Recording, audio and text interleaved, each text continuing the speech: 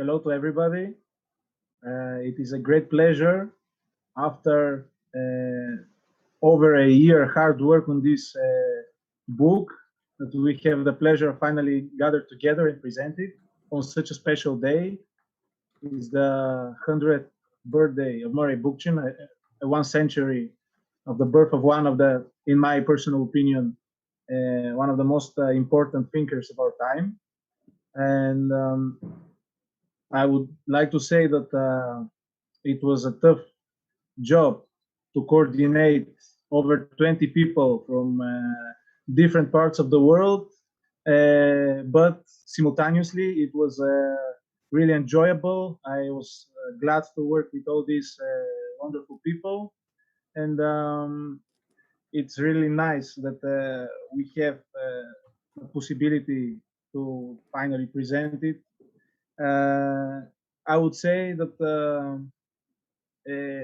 for me personally, Bookchin is a unique kind, in the sense that he was a working class person who, however, had very deep thought, and his thought was always democratic and revolutionary, in the sense that from the very beginning of his political activism, he was interested in the possibility of people taking power in their hands, people being self-emancipating themselves and organizing from below, and this was his reason to get in a clash with various political tendencies who were not as dedicated as him to direct democracy, participation, and grassroots politics. So without further ado, as we have many speakers among the wonderful contributors of the book, I would like to give the word to Jason, who has a wonderful essay in the book and also is part of the publishers of Black Rose Books, to whom we owe a big thank you. Well, thank you so much, Yavor, and to all the speakers who are in attendance today and to everyone listening in. I'm going to briefly discuss a couple things that Black Rose is doing beyond this event that I think you all might be interested in, and then I'll go ahead and talk about my contribution to the book. So I'm going to share my screen here. I'm going to set that up. So my screen is now sharing, I believe. I wanted to present the Krapotkin Conference that Black Rose Books is hosting from February 5th to the 7th. There's an Eventbrite for this, just like the other events. You can look it up. There's a link below the YouTube video where you'll be able to go and register for this one. We have an enormous number of brilliant speakers from all over the planet who are Kropotkin experts. There's a description of things here, some interesting websites and other things to visit. So we hope you'll be able to join us at this event as well. I wanted to briefly show you Yavor and Alexandros' book, Common Futures. This is a book Black Rose is very excited about. It's now coming into print. It's called Common Futures, Social Transformation and Political Ecology. I'm sure Yavor at different points will touch on many of the themes that are included in this book, but it's deeply relevant to what we'll be discussing here. It goes through a lot of Bookchinian philosophy and theory. So I think basically anyone who's interested in Bookchin will be excited to see this next generation of political thinkers that are in this spirit, taking the torch forward. And I certainly think that this book does a great job of that. I have to talk about this book, of course, Voices of Radical Municipalism. It's always a little awkward to talk about a book that you've been working on, but this is something that I've been putting together. There's also credit due to Emmanuel Gay in Montreal. This book has a great number of contributors who are voices of radical municipalism from all around the world. It's a book of theory, it's a book of action, it tells stories, it has narrative elements. I think it's really good, and we actually did delay publication of it a little bit in order to try to bring some of the events of the last year into it. So it will be a very up-to-date book. Will be coming out soon. The next one, the Zoom is in the way. One second. Okay. And then the next book I wanted to talk to you about was The Perils of Invention, Lying, Technology, and the Human Condition. I'm going to use this as my jumping off point because this book was put together with the help of Roger Berkowitz from the Hannah Arendt Center at Bard College. It's based on contributions that speakers at various Hannah Arendt conferences made at Bard College over a couple of years. And there are various new essays that have been added to this collection. It's brilliant. There are a great variety of contributors. We have philosophers, journalists, artists, poets, business people, scholars, all contributing to this excellent collection of essays that are all about these subjects, but very much through an Arendtian lens. So I'm going to go ahead and stop sharing. And the reason I brought that one up last is because my contribution to this wonderful book, Enlightenment and Ecology, is about the intellectual legacies of Hannah Arendt and Murray Bookchin. And I attempt to really begin the effort of bridging their legacies, their intellectual legacies, and thinking through their relationship. So my history with this question is basically that I went to Bard College and I was a fellow at the Hannah Arendt Center, and I studied also Murray Bookchin when I was studying philosophy in university. And for some reason, Arendt and Bookchin really clicked with me and have always been a part of my thinking, and I've always tried to think of them in parallel. And that's been a project I've been working on independently for many years now. So when I was approached about contributing some of that thinking to this book, I was quite excited. And there was some, basic curiosity, which was essentially asking the question of, did Bookchin read Arendt? I knew the answer was yes, but how deeply, and was the reverse true? I have no evidence that Arendt read Bookchin. It seems rather unlikely, and I can't find anything indicating that would have happened. But Bookchin read Arendt, and not only did Bookchin read her, he thought very highly of her in a rare sort of moment of praise and urbanization without cities. Bookchin says that Arendt is a highly gifted political philosopher. Now, in classic Bookchinian fashion, he immediately then goes ahead and criticizes one of her essential ideas, which is that of the tripartite distinction of public, private, and social. And he instead poses a new way of thinking about political spaces, private spaces, public spaces, and suggests that it should instead be reframed as social, political, and statified. Now, I won't go too deep into the argument that Bookchin makes with Arendt on this subject, but I will say that Bookchin's suggestion was a more transcendental view of these spaces as opposed to Arendt's more physical one. So Arendt thought of public, private, and social spaces as physical spaces that we could appear in, whether it's the home, the oikos for private sphere, the public square for where citizens can come together in face-to-face interaction, or social realm where we see art or engage with others on a more cultural level. But Bookchin took that idea and made it transcendental in order for us to see a similar idea somewhat differently. So the most important contribution to this would be the statified realm, where he wanted to emphasize how the state had usurped public space and replaced it with bureaucratic institutions. And I'm using my own language here to describe this. So his language is quite different. I think Arendt would have seen that as a very useful contribution to her idea, but I think she would have been very skeptical of his placing the private realm under the umbrella of the social, because she didn't see the private realm as merely a place where we go to sleep, but a place where we become who we are, where we become fully human and learn to express ourselves and prepare ourselves for the public realm.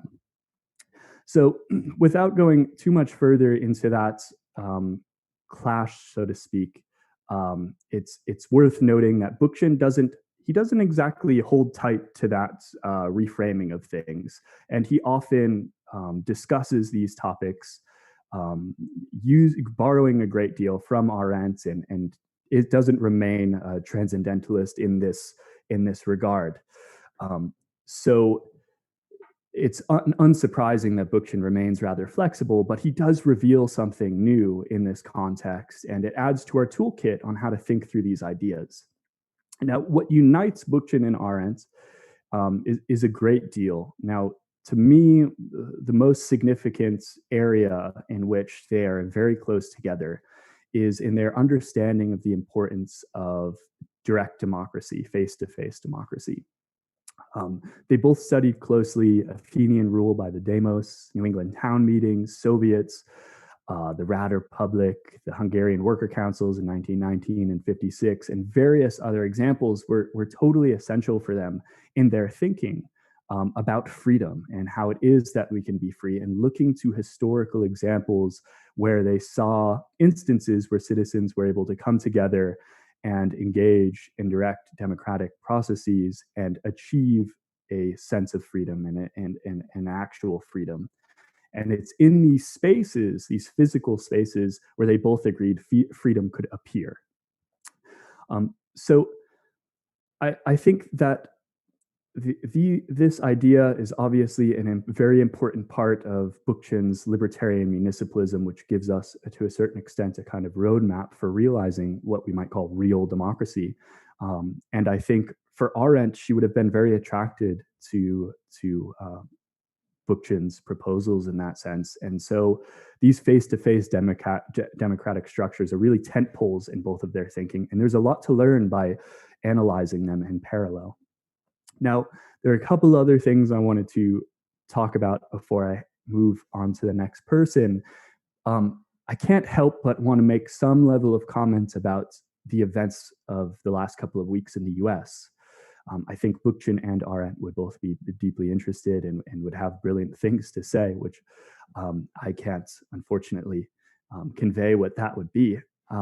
But I do think that it is interesting to look at some of their remarks about the US and how that might give us a sense of what they might think of what's going on. Now, obviously, there's violence, and so I thought it would be helpful to hear what Arendt's sort of view of violence was in brief, and I think Roger Berkowitz captures this well. He says, for Arendt, violence does not promote causes, neither history nor revolution, neither progress nor reaction. And then Berkowitz says, all that violence can do is make injustice visible.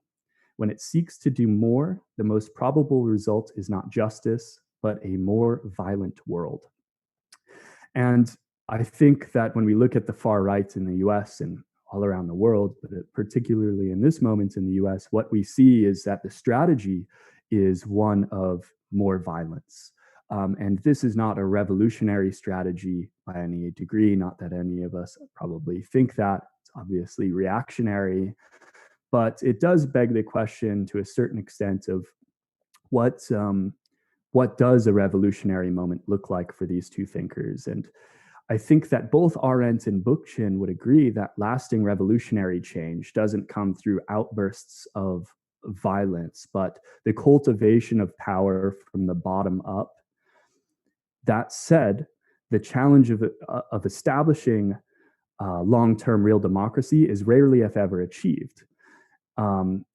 This problem of trying to establish long-term real democracy is something tackled by the organization Symbiosis, and we can have a discussion about how successful or unsuccessful they've been as an organization in North America, trying to have a confederated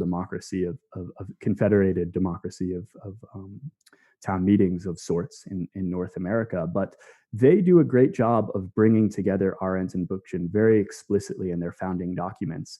And what they say is essential is the pre-formation of a post-revolutionary society. And this is at the essence of building dual power, this idea that rather than try to just overthrow the state tomorrow, we go ahead and start just creating participatory institutions, true democratic institutions in the places we live. And I think Arendt and Bookchin would certainly be in favor of that. And I think that's a great crystallization. What Symbiosis does in those founding documents is a great crystallization of the coming together of these two thinkers. Now, the last thing that I want to say, I was going to say more, but I've already spent quite a bit of time. I just want to note that for Arendt, the United States and its constitutional democracy to her was a great success, but it was imperiled by one fatal flaw. And I'm not sure that Bookchin had the same view. I can't answer that question of the founding of the United States in seeing it in a positive light. But I think he would agree with Arendt's identification of its one fatal flaw, which is that despite its constitution, which Arendt thought was quite good, she said that its biggest failure was a constitutional protection for township councils, or what Jefferson thought of as a ward system. She thought that if only they had been able to constitutionally protect a ward system, a decentralized, municipal-based and confederated system of town meetings across the US, then we might still have some semblance of democracy in the US.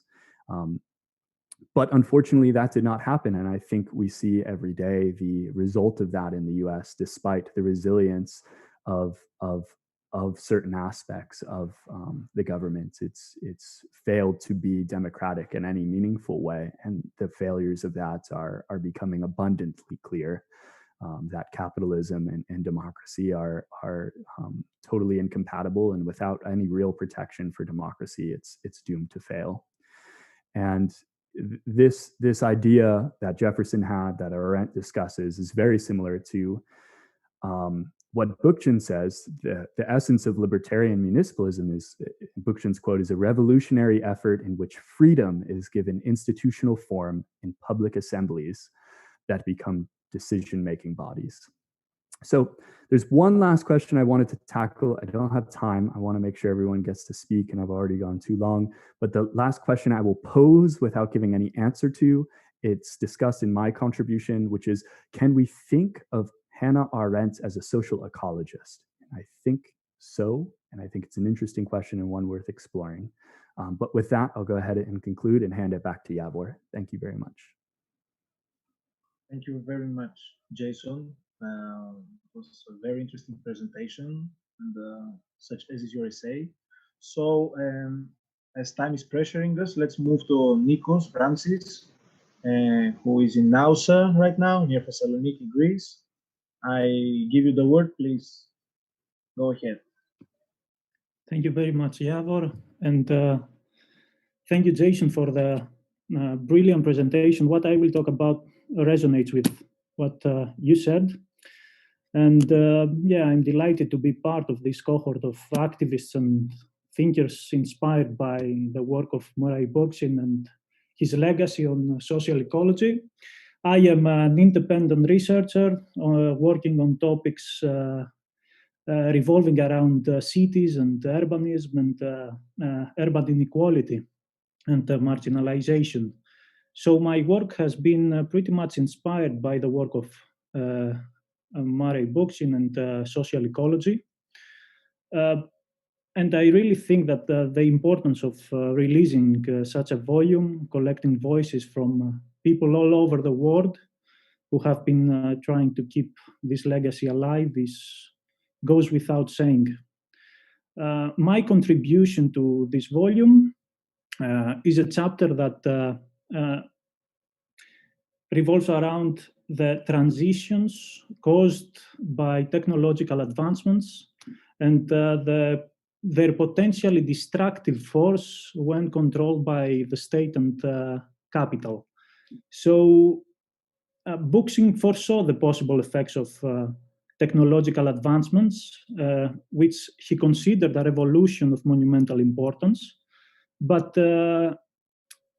he also added that as long as this revolution is in the hands of capital and the state and serves this socio-Darwinian rationality, it cannot but have a devastating impact at the expense of human societies and the ecology of our planet.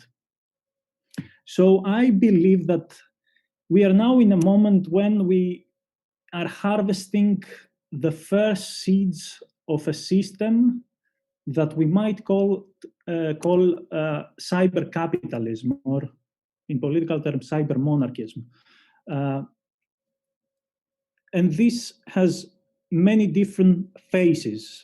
Technology and computation, for example, were utilized to serve the expansion of international capital that, even though an ethereal force, it is actually based on a very palpable infrastructure of cables, metals, and other materials.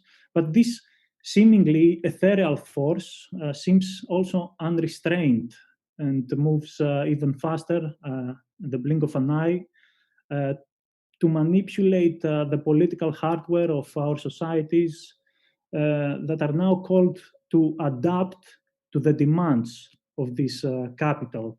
So we see states increasingly taking all necessary measures and rewriting their codes in order to become more appealing for this international capital. We see labor rights being eliminated. We see redistribution policies dropped out, regulations about the protection of the environment being circumscribed. And so in order these states to keep on playing on this in this Geo-Darwinian arena of special competition and recoding to adapt in order to be appealing to capital. Cities rewrite their codes, and we see them turning into thematic parks in order to be pleasurable for yuppies and expats and tourists. And we see the centers of cities becoming assemblages of Instagrammable landscapes, and local people being displaced and evicted and marginalized. And these people, more and more people, are being concentrated in the fissures of society. Poverty, on the other hand, in some cases, and this is the dead end, becomes a spectacle. Even poverty or even rage become spectacles pictures distributed in social media. So we see these powers of cyber capitalism that change the code of space, but we also see it changing the code of our subjectivity. And in the chapter I wrote, I give a very characteristic example of used by the concept of the theory of extended cognition. And this theory suggests that, for example, tracing someone's mobile phone should not be considered anymore merely as a ripoff, but it should be considered a physical assault equivalent to a blow to the head. Because humans cannot anymore articulate all their thoughts or recall all their memories without this external assistance of these external devices. So it tragically affects the very biology of us, and also our skills. It changes our linguistic skills. For example, we see a phenomenon very well grasped by Mark Fisher called poslexia, with a generation that grew bombarded by pictures, being totally able to process visual data, but being unable to articulate phrases we see the vocabulary, our vocabulary being pauperized. So without the words, we lack the understanding of what is happening to us and to the world around us. So I'm using these examples in order to illustrate how technological advancements get embedded in this socio-Darwinian rationality and change and affect every scale, the subjective scale, the social, the urban, the planetary. And I see that revisiting Bookchin's corpus and the universe of thought may help us grasp the connection between technological omnipresence and the enormous poverty of the self, the modern self and modern societies. So I quote him from memory saying that, writing that even society will be restructured along democratic lines, guided by the principles provided by social ecology and challenge hierarchy altogether, or this ecological deterioration will actually stress not only our resources, but our societies and ourselves. And this very much resonates with the previous presentation by Jason. I would like, though, to stress that Bookchin, far from being a Luddite, he was rightly questioning the statist and the capitalist goals that technology is called to serve. The contribution of social ecology is the challenging of the epistemological foundations of this of capitalism, that is Darwinism, the competition that is considered naturalized, a naturalized competition that is accepted by everyone. So for social ecology, it's not, Darwinism is not the moral tale that nature provided to humanity, but it's a projection of our society onto nature. It is a narrative that we chose to listen to, and by listening to this particular narrative, we silenced and muted all other narratives and potentials. So social ecology, and this is the emancipatory potentials of coming and approaching this theory, invites us to reflect on scale and create self-governed communities, autonomous communities, and then we could enhance and embed technological advance, but not as an objective in itself, but as a means to strengthen our communities. So decentralize it, use it cautiously to create alternative communities, alternative economies, established on togetherness and substantial communication. I would like to close this presentation with these words and give the word back to Yavor. And yeah, thank you. Thank you, Nikos. Thank you, Nikos, for your very interesting presentation. We move on now to a good and old comrade of mine. It's Petar Piperkov from Sofia, Bulgaria. Go ahead. Hello, everyone. It's really a pleasure for me to be part of this event and also to be contributing to this book, which is really interesting as from what I've already read as some introductions and from what I already heard in this event. I'm based in Sofia, and I'm part of a social center here called Fabrica Autonomia. But like aside from being an activist in different like fields, not only in terms of the social center, but also other initiatives, I partly come from, let's say, the enemy camp, the one of the economists.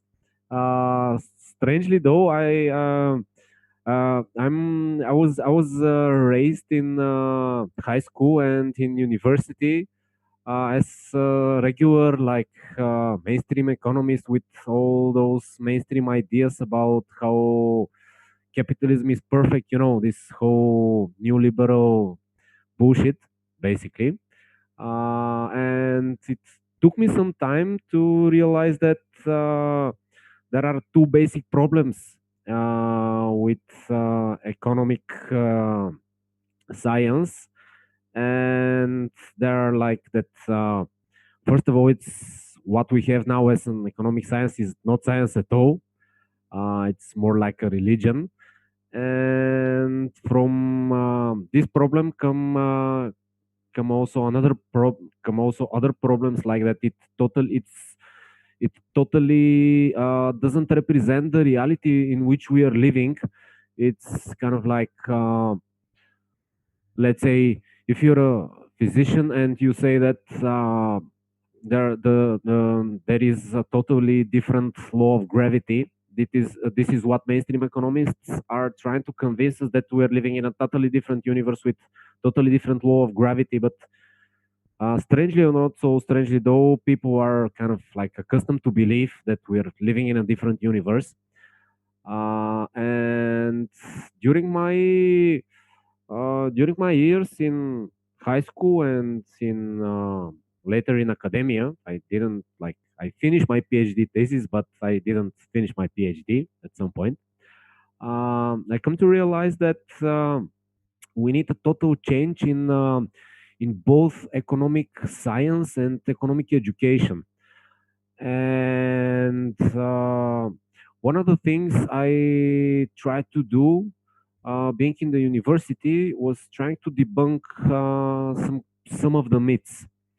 Like there are numerous myths, numerous total nonsenses in the mainstream economic science that is being like presented to every student, mostly everywhere, without it being questioned at all, which is a huge problem because there is no critical thinking. We are just accustomed to think that these are like laws.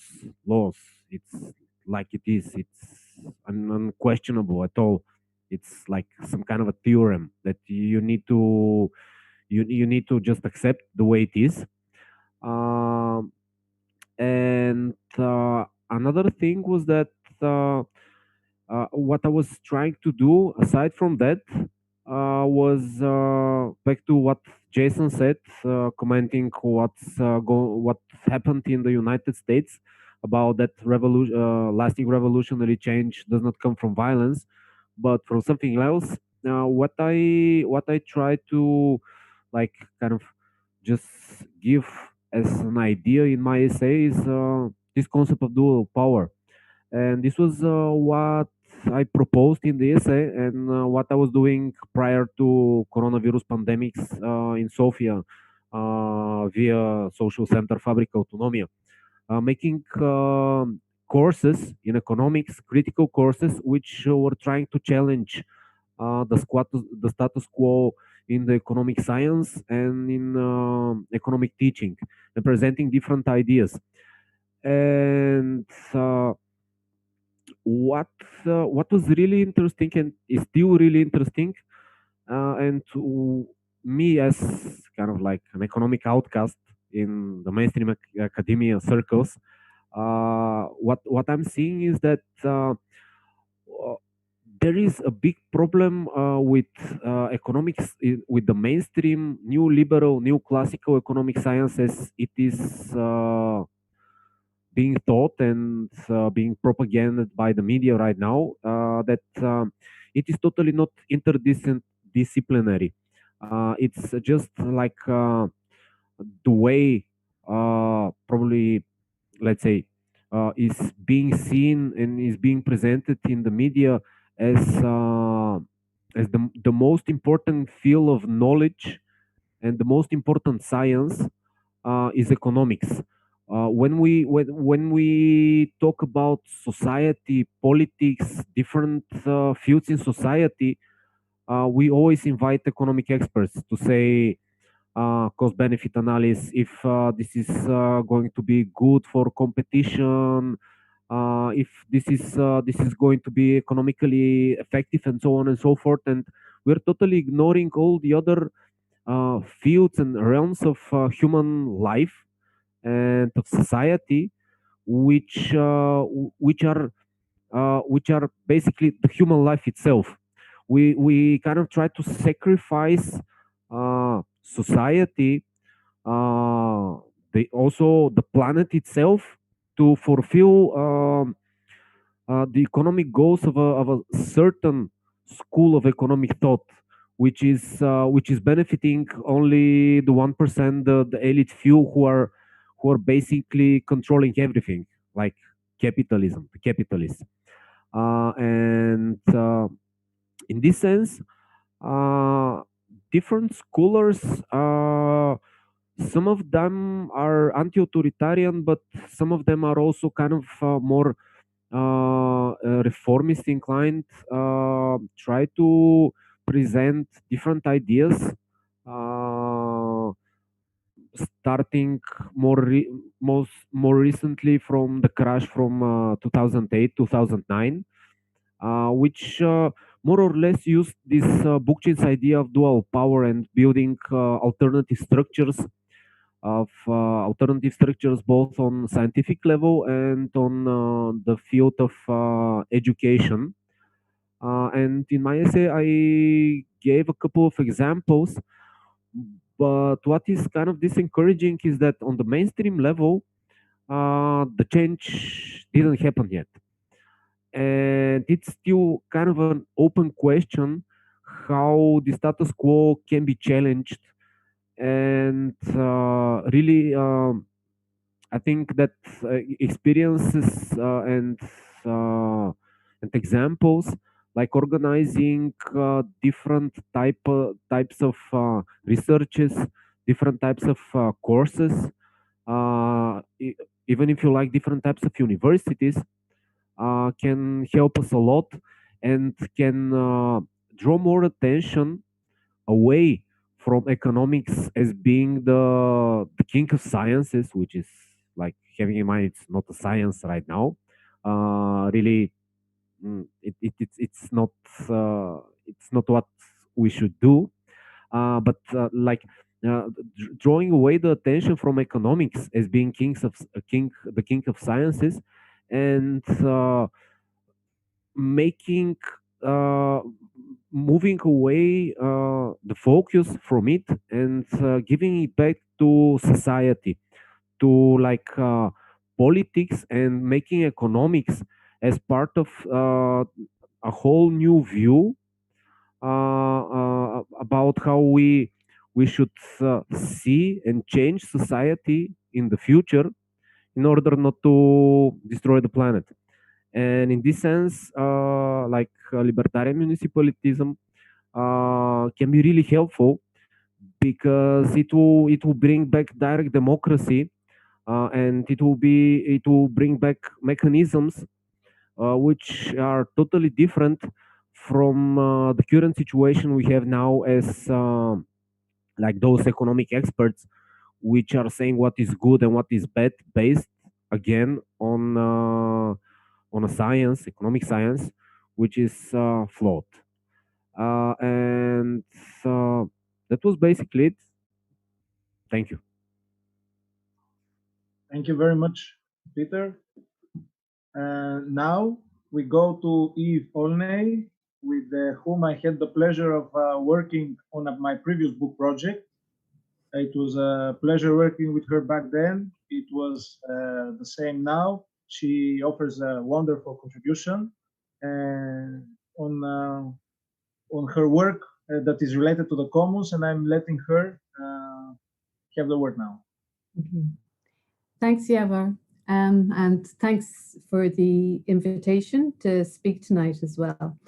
As Yavor said, I'm talking to you from Cork in Ireland, and I'm a social artist, producer, activist. I do some teaching and practice research, but my contribution to the book is an article about a lifelong term social cultural project that we're doing in Cork, developing in Cork, called The Living Commons. And the article talks about how Bookchin's work has largely influenced its conception and development, particularly in terms of its longer term goals and its sustainability.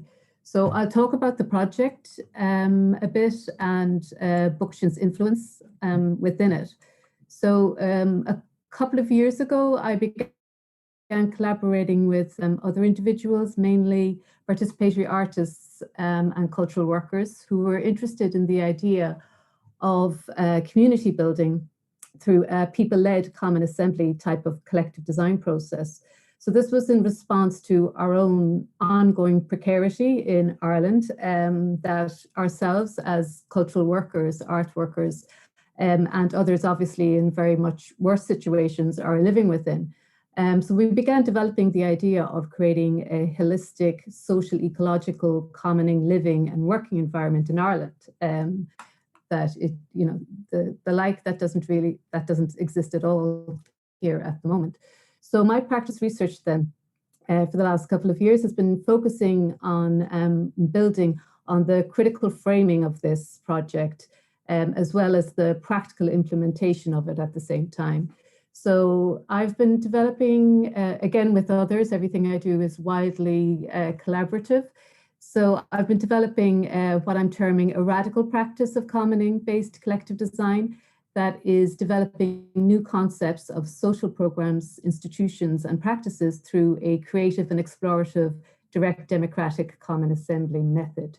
So basically a commoning-based approach to collective design implies that collective design is being developed within the underlying principles of broader commoning practices and living. So this would include an anti-capitalist standpoint, a focus on fairness, on equality, inclusion, sharing, self-limitation, and self-organization. So the main intent then of the Living Commons being implemented through collectively led social, ecological, cultural programs is to enable those, well, us in precarious living situations, equal participation in social, cultural, and economic political life. So a key influence then in the formation and development of this process of collective design and, as I said, in the future living scheme itself is Bookchin's hypothesis on the social ecological reordering of society through libertarian municipalism, where, to quote Bookchin, every productive enterprise within the social realm, so that's literally everything within social production, falls under the purview of the local assembly to meet the interests of the community as a whole.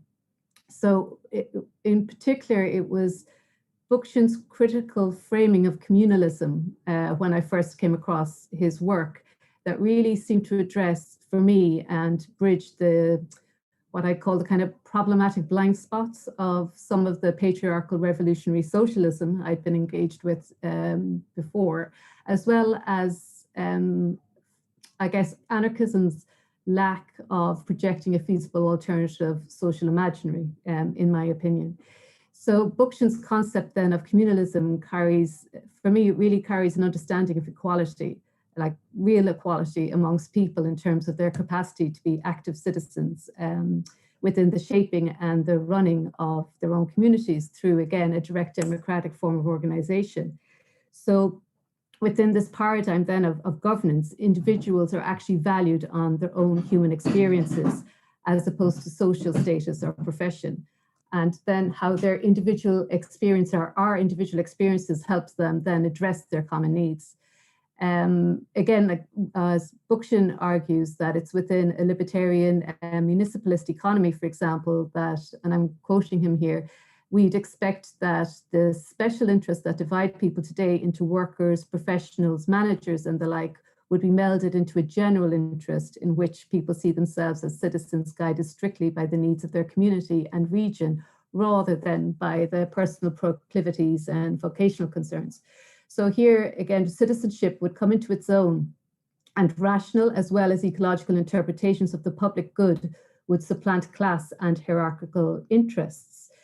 So, and again, it's up to that community itself to determine and to discern what is a good society, you know, how it kind of views or kind of conceptualize what is a good society.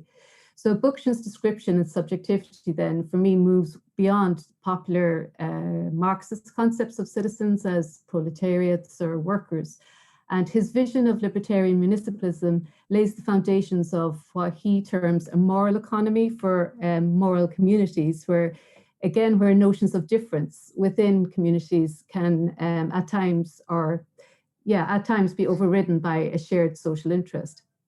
So this sort of philosophizing is very much in keeping with the values and the interests of the Living Commons.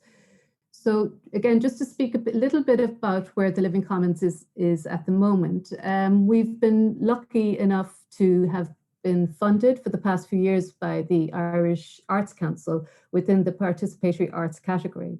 So some of the outcomes of that funding included, first of all, a project called Art Architecture Activism, which was framed as a collaborative curatorial scheme and an anti-neoliberal praxis of art, architecture, and activism. And it resulted in a large exhibition in Athens. And also included, this was with in collaboration with an urban activist group that are based in Athens called Urban React.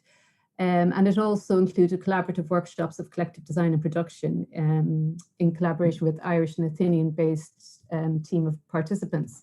So again, it was the idea of kind of engaging with social projects, housing projects that existed in Athens.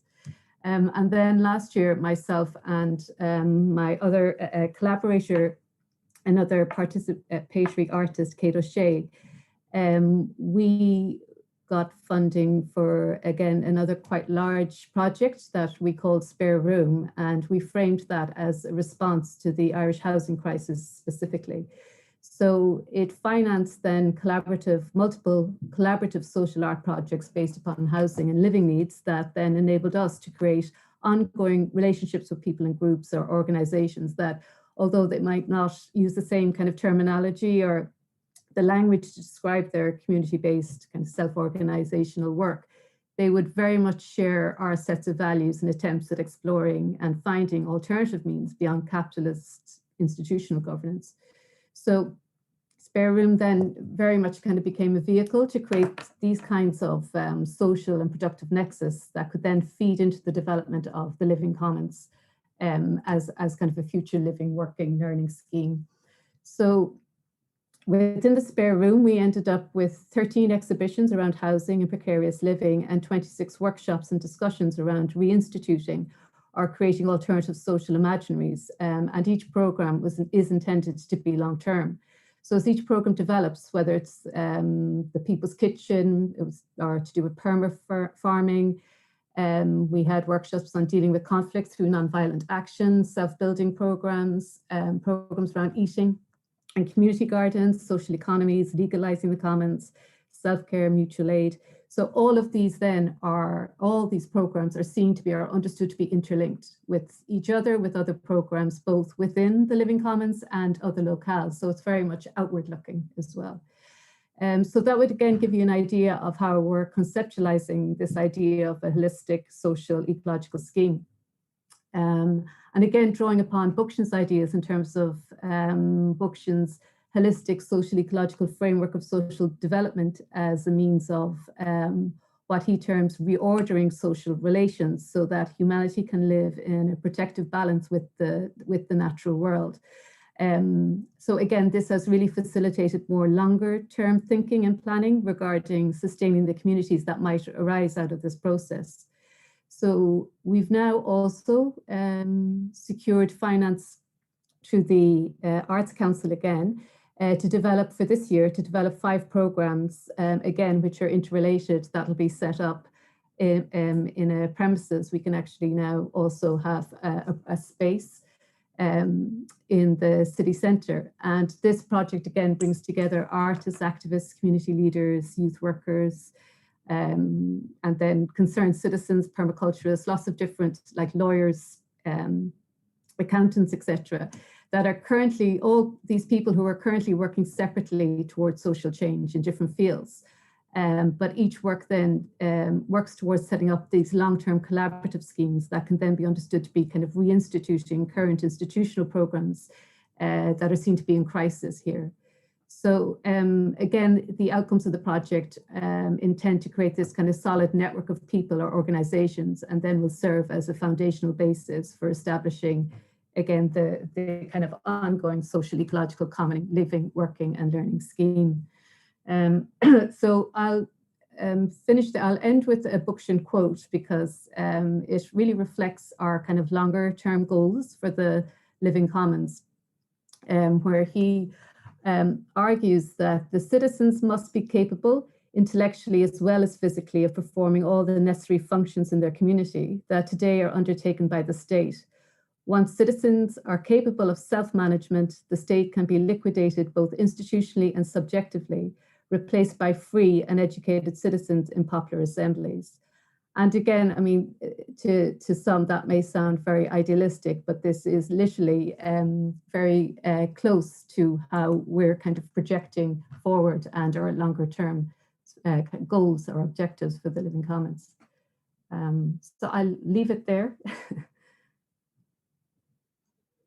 Thank you, Eve. Thanks, Yavor. I urge everyone who can to look up the Living Commons project and support as much as you can, and we'll be watching closely, and we wish you all the best. So we move on to another dear friend and comrade of mine, Theo, who will be talking us from Madrid. Hello, Theo. Hello, everybody. Yeah, it's a real pleasure to be here, and I want to thank all the organizers of the event, the editors of the book, and the publishers of the book. Yeah, I have to say I'm really honored to participate in this discussion, and it's been quite incredible already so far. So, for a brief presentation, I'm Theo. I'm both natural ecologist, scientific ecologist, and social ecologist. And yeah, recently I've been member of several activist groups and institutes promoting social ecology in Europe.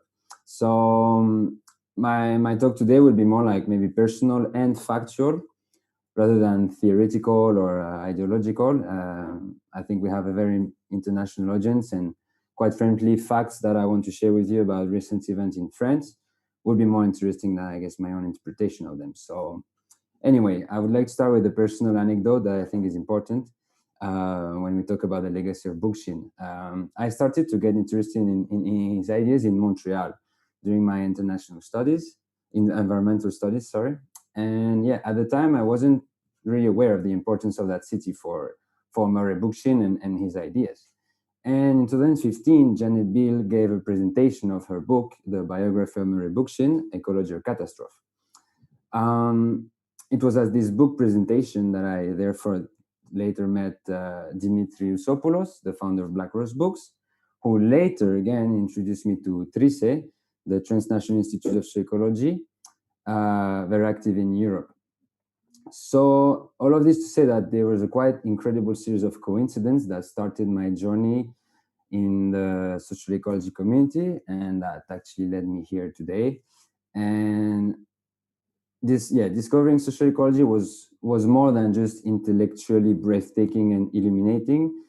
It also introduced me to a very beautiful human community, and I think that's a major aspect of Bookchin legacy that we're all here to discuss today, and I wanted to highlight it from the start, because it's true that focusing on ideas is important, but we should not forget that important human and emotional element that there is to having a vibrant activist community. I think in our respective contexts is quite important for our daily practice.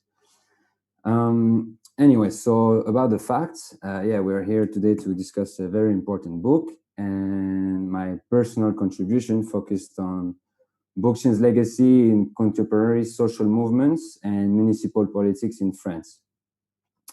So I will just simply provide a summary of those evolutions and developments, and those were really kickstarted by the Yellow Vest movement. So I'll start by talking about this movement. The Gilets jaunes protest in French started in November 2018 and quickly evolved into a general mobilization against the government. And it is quite interesting from the perspective of today's discussion to note how the practices of the movement and how the practices defended by social ecologists have been developed both spontaneously and one could even say intuitively, and explicitly by that movement through the internal diffusion and debate of the ideas of Bookchin.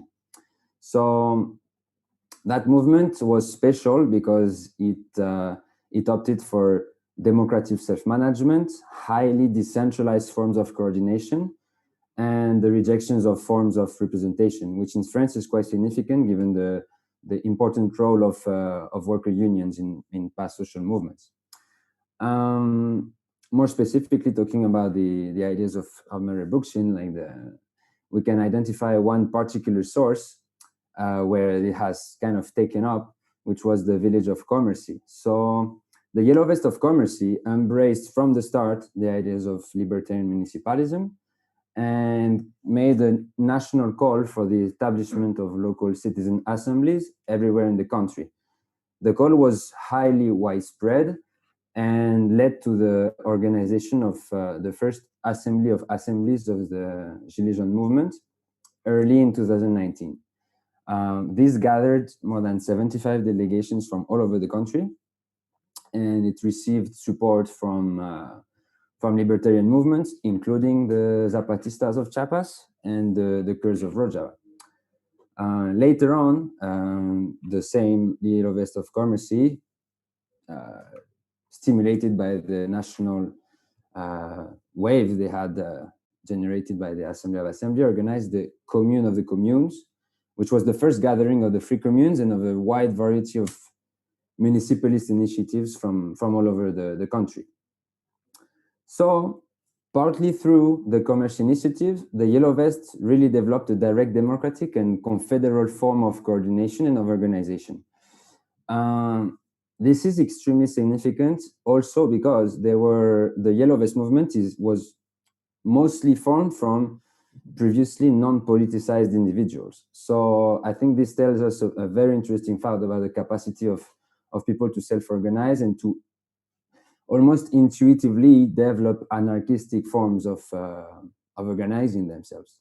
So yeah, the movement ethos was really to create a political force able to propose its own agenda, to self-institute and to self-organize itself quite effectively through this national confederation, confederal coordination.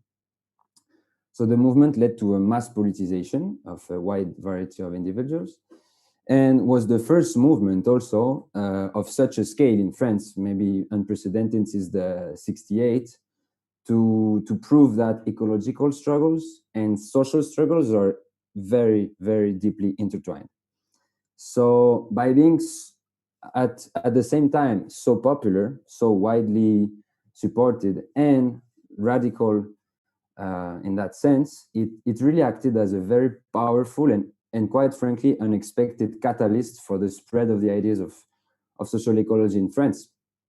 And this has had very important political consequences. Indeed, the Yellow Vest movement occurred just before the municipal elections of March 2019. And those elections witnessed the emergence of hundreds of citizen or so-called participative lists. Quite broadly, they can be categorized in three.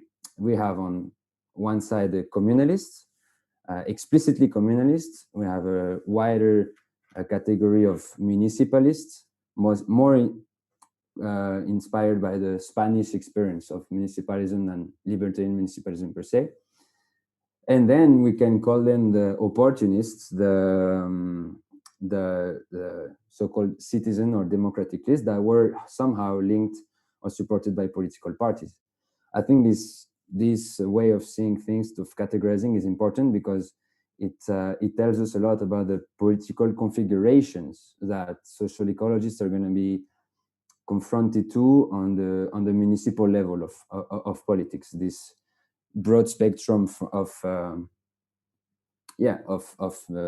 doing municipalism. So taken together, 66 out of about 400 of those lists have won the elections. So really, one can say that they have those elections and the successful list have opened up a new phase for direct democratic politics in France at the municipal level. And therefore, there's really a lot of hope from social ecologists and municipalists in France, from the practice and the implementation of the ideas and from those lists. So really, they have confirmed that a new political force has emerged that is able to reassert the political importance of the municipality, is able to reassert the importance of face-to-face democracy, and is actually already large enough to differentiate itself into communalist, municipalist, revolutionaries or reformists, etc., etc. So I wanted also wanted to mention another very important consequence of what I just talked about, which was the creation of a Francophone Institute of Communalism and Social Ecology. This was born of a gathering of social ecologists and Yellow Vest that kickstarted this initiative. Several actions are being organized to consolidate the social ecology community in Francophone countries and diffuse the ideas of Bookchin in Europe. So one can say that in France, citizens are really starting to create what Bookchin called the new force of freedom. I think a key message here is the way there's been a kind of a butterfly effect in the way this has happened, which is very interesting. There are obviously a lot of obstacles, and it's not going to be easy. But I would like to conclude with a quote of Malatesta that I really like, that says that everything depends on what people are capable of wanting. So wanting this new society, wanting this utopia proposed by Bookchin is exactly why we need to continue struggling and fighting for. And yeah, clearly in the French example, but in others also presented here tonight, the legacy of Bookchin clearly figures among our best, some of our best resources to radically change society. And I will leave it here. Thank you very much. Thank you very much, Theo. Next one is Alexandros Schismenos, who is from the city of Ioannina in Greece. He's a profound thinker, and I have the pleasure to have co-written with him the upcoming book from Black Rose Books, Common Futures. I leave you to Alexandros now. Go ahead. Thank you very much, Yavor. And thank you all for inviting me to participate in this very important discussion on this anniversary, which I think is very timely, given that we live in an era, in a time where multiple crises have proven, I think beyond any doubt, the importance of social ecology and the interconnection of the social issues and the ecological issues.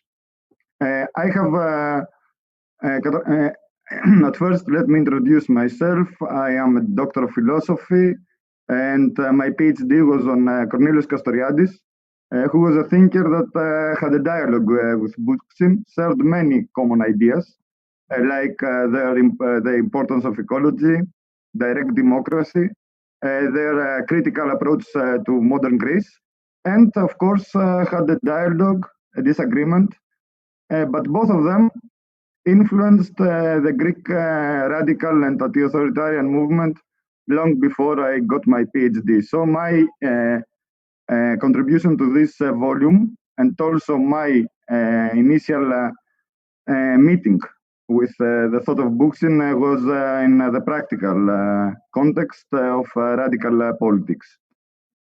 I have tried to present what is the influence of Bookchin in Greece's anti-authoritarian and libertarian democratic movements by outlining at first the peculiar state of the Greek radical movement.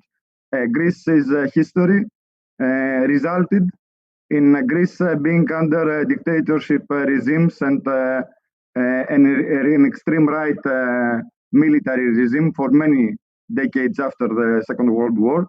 And during these decades and during the Second World War, the anarchist movement of Greece was vanished. The only thing that remained was a martial state and an outlawed communist party. When the last junta fell in 1974, the ideas of coming from the resurrections of May 1968 and also the radicalization of young people led to the resurgence of the Greek anarchist movement. But in this epoch, there was at first one a cultural influence from punk and rock, and on the other, the grip of the Greek Marxist movement on radical political imaginary. Bookchin was among the first authors to be translated in Greek in radical circles. I give some details in my little essay, in my short essay, which helped the Greek anarchist movement at first to break up with Marxist influence. His book, Listen Marxist, was very influential in radical circles, as well as his approach towards an anti-economist and social ecological vision of society, which was articulated in a theoretical manner that was really capable of facing the legacy of Marxist philosophy and Marxist theory in Greece. However, the ecological aspect of the book of Bookchin's thought, I would say, did not have that influence at first, but was delayed some decades to really grasp roots in Greek movements, because the first anarchists were radicalized leftists, and a minority of them which turned towards social ecology, started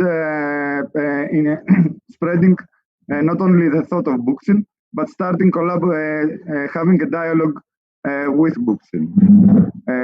Bookchin collaborated with the journal Society and Nature and Democracy and Nature, where Greek anarcho-ecologists participated, and where he had this dialogue also with Castoriadis, which I mentioned. However, the majority of the Greek anarchist movement in the 80s and 90s was, I would say, in the traditional context of a Marxist-based review of society and an industrialized vision of human power relations. It was not until the alter globalization movement where the theoretical inspirations of Bookchin's work started having an influence on the practices of the movement. At first, when the anti-globalization movement occurred, our experience opened up to a global world, and the ecological issue became even more evident. Until then, the anarchists were not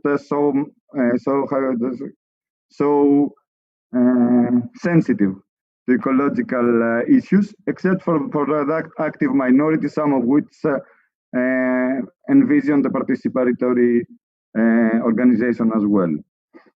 But in the alter globalization movement, the anti-authoritarian, non-Marxist, radical, how can I say, movement started thinking different forms of organization and starting corresponding with broader social movements. In the context of the next decade, from 2000 to 2011, in Greece, there was an emergence of urban movements based on the idea of the right to the city, which was directly inspired by the essay "The Limits to the City" of Bookchin, which inspired us to understand the municipal space and the space of the city not only as a place of organization, but also a place of struggle with authority based on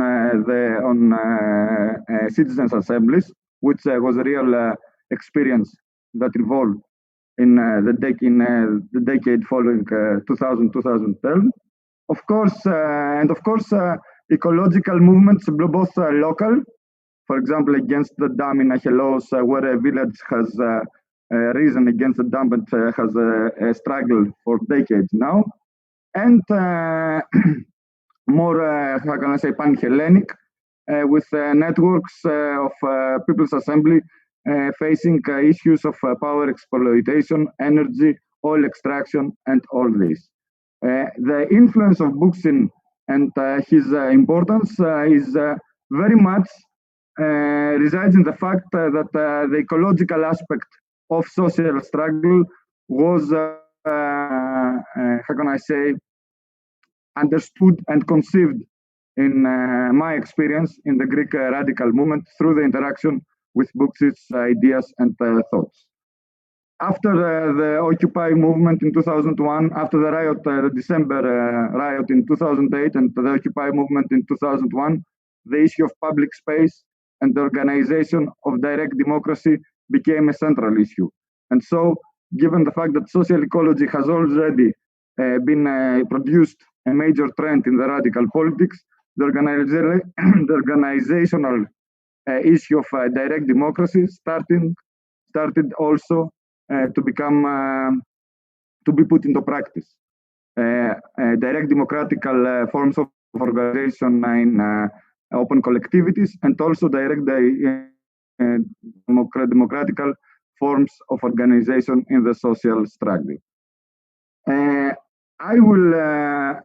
These are some of the issues that I touch in my essay, trying to describe how the legacy of Bookchin and the influence of his thoughts are widening and widening in time, and have helped some people break through from the imaginary, how can I say, restrictions of traditional politics.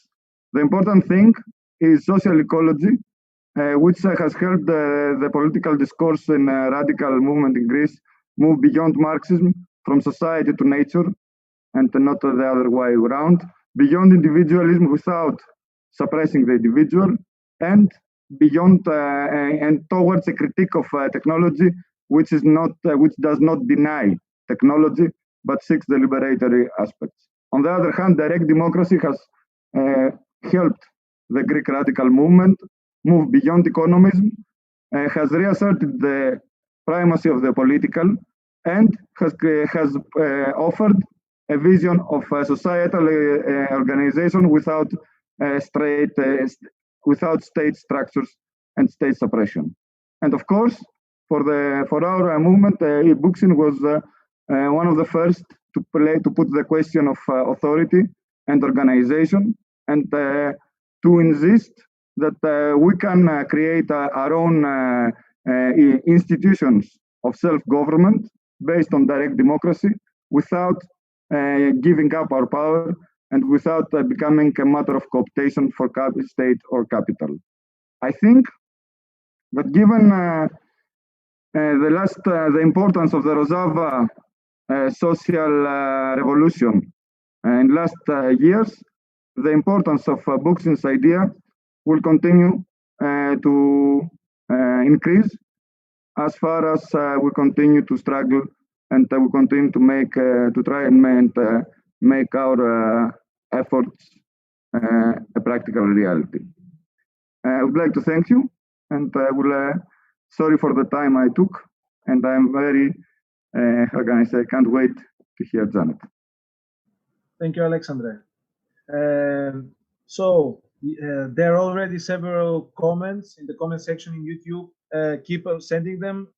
After our last contributor, we will move to discussing also the questions. So we go to Janet Biehl. I would like to say that to express my greatest thanks to her for her wonderful essay, but also for the wonderful painting. She's a wonderful painter that was used on the cover of the book. I must say that Janet Biehl, beyond by being to know very well Murray Bookchin herself, she was also a profound thinker who has contributed greatly to social ecology, and her works on libertarian municipalism, ecofascism, and ecofeminism have influenced me personally a great deal. when I was younger. So I'm very honored that she's with us today. So Janet, go ahead. Thank you for that gracious introduction, Yavor. It's a pleasure to be with you all. I just learned a whole lot from all of you. My name is Janet Biehl. I was Bookchin's companion and collaborator for the last 19 years of his life. And I wrote his biography, Ecology or Catastrophe, that some of you may have read, and edited and compiled and wrote other articles on Bookchin's work during that time, and including the politics of libertarian municipalism, which we intended to be just a summary of his ideas as an alternative to the book Urbanization, which was very long and complex. We needed a little handbook, a little primer for people who wanted to start thinking along these terms and organizing along these lines. And so that's why we put together the politics of social ecology. I have to be honest with you. I have to say I no longer consider myself a proponent of social ecology. I have a great deal of respect for Murray's ideas. I have no regrets about the time I spent with him, but I no longer consider myself a social ecologist.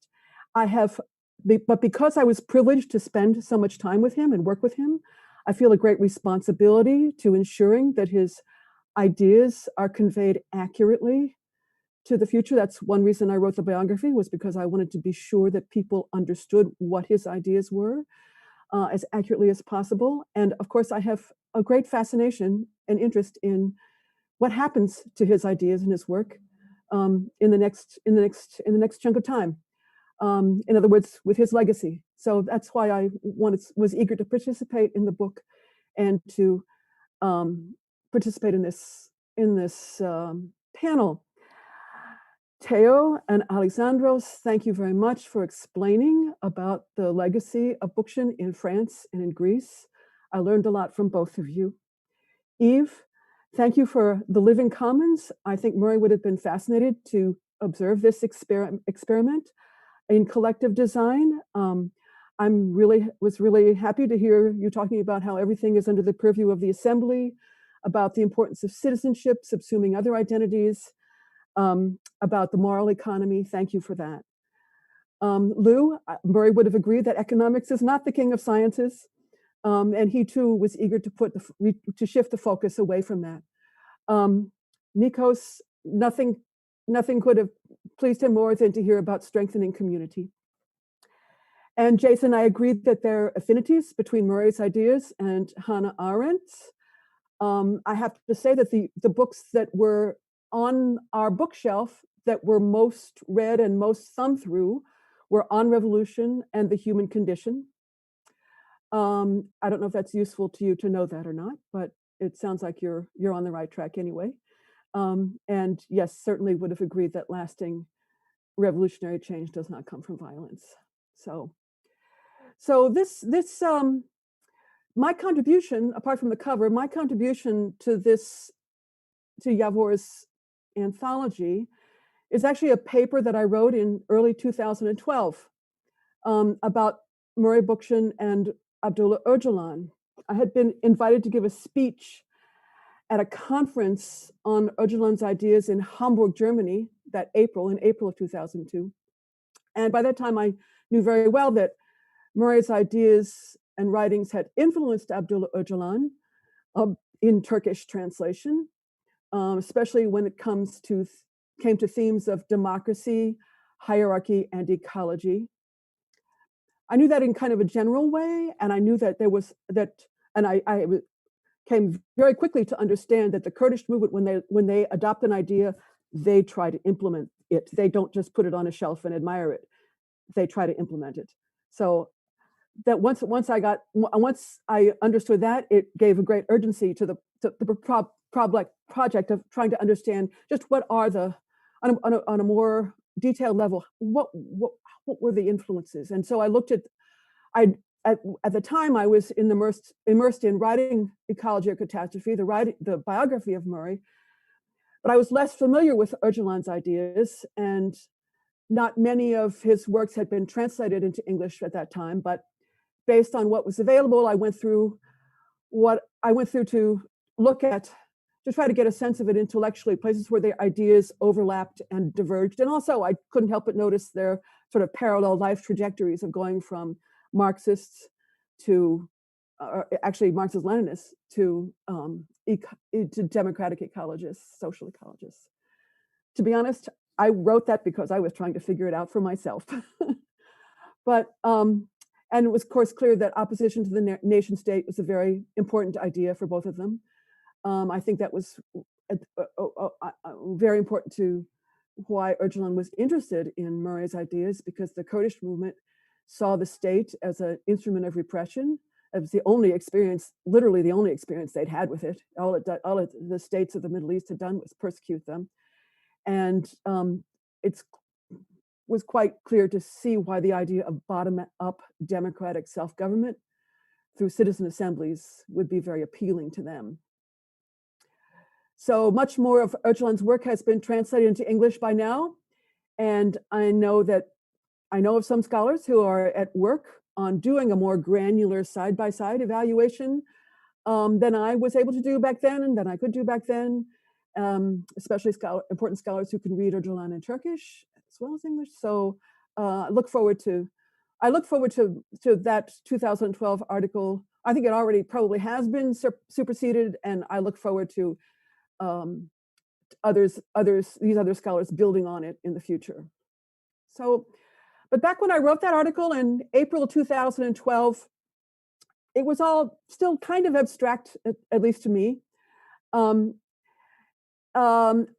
did understand that Kurds had taken their commitment to democratic confederalism very seriously since Öcalan's declaration of democratic confederalism in 2006, Nuraj, 2006. In southeastern Turkey, they had declared democratic autonomy in 2009.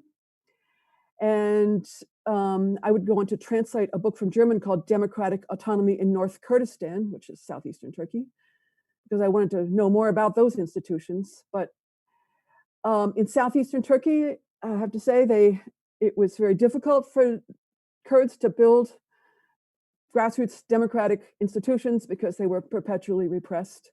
Almost as soon as the institutions were set up, they were crushed. And if you've seen that book, Democratic Autonomy in North Kurdistan, that I translated, there are very few names of individuals and very few pictures of people, because obviously they're hiding, they're subjected to such persecution. They couldn't be locked up in jail if their pictures were published. So there's a lot at stake. But I gave that lecture in April of 2012, and then unbeknownst to me, in July, it was just a few months later, that the revolution in Rojava began. In that summer, the city of Kobani was liberated first, and then Afrin a day later, and the rest of the cities in northern and northeastern Syria declared democratic autonomy, democratic confederalism, because Assad, the dictator, had to redeploy troops from there to fight the insurgency in the south. And it was, I have to say, the Kurds, they seized their moment, didn't they? But it was only gradually that I became aware that the Kurdish-led areas were forming a new polity based on democratic confederalism, democratic autonomy. And clearly, because they took to it so quickly, it was clear that they had been organizing along these lines for years, since 2007 in some parts of Syria, when such organizing was terribly illegal, and they were risking their lives.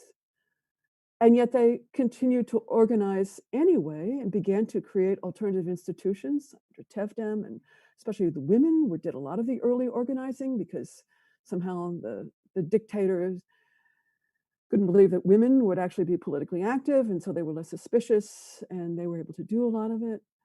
So that by the time the big night came in Kobani in July 2012, the revolutionary movement was ready for when the brass ring came around, when the big night came.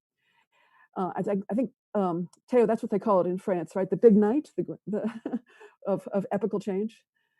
And soon, as I said, the other cities in the area blossomed into self-government. I made 3 trips to Rojava to see for myself between 2014 and 2019. I was very privileged to be invited on several delegations to do that. And I decided in preparing for this talk, I should look at some of the ways that the experience in northeastern Syria has advanced Murray's ideas, because they worked from them. But I have to say, without reading them initially, look, Murray hasn't been translated, Murray's works haven't been translated into Arabic or into Kurdish so much. And when I was there in 2019, I was sort of asking people about Bookchin, and the people who had heard of him were the ones, they said, well, we know about him because Öcalan mentioned him. Not from direct interaction with his works, because the translation has been a little slow. And so I'm just always hoping that there will be more translations so that people in northeastern Syria can read them for themselves. But in any case, whether even without reading them, they advanced his ideas in several ways. First of all, they actually did it. They actually tried to implement them on a society-wide basis. And just from that, the strengths, the weaknesses, the challenges, the victories that they experienced, as far as I'm concerned, is the next chapter in the history of assembly democracy, of the tradition of assembly democracy. They're the ones who are writing it, and their difficulties and challenges will be the ones that anyone else who tries to form such a society has to grapple with. And their solutions will be useful to the rest of us. And so they must be studied, and they